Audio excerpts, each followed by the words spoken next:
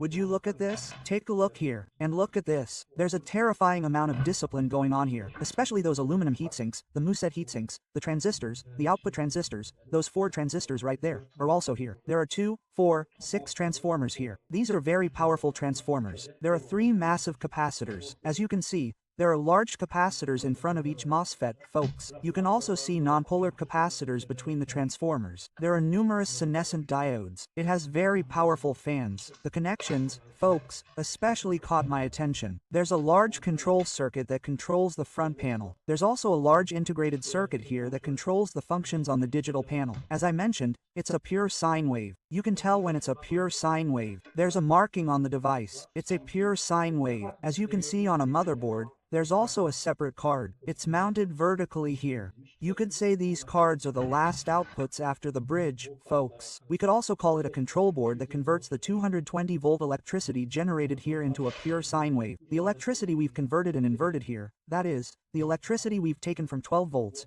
travels to the switching transistors via the MOSFETs here. From there, it then passes onto this board. The integrals there are finalized, and there are also nonpolar capacitors here via the capacitors. By reducing noise on this coil, the inductor coil, and bringing it to 0, this ensures a pure sine wave of 220 volts as output to the outlet here, our sockets. In this case, there's also this warning lamp on this board. I don't know if it looks like what you see, but you can see the fans right below it. These 2 fan sockets. I want you to look at it this way.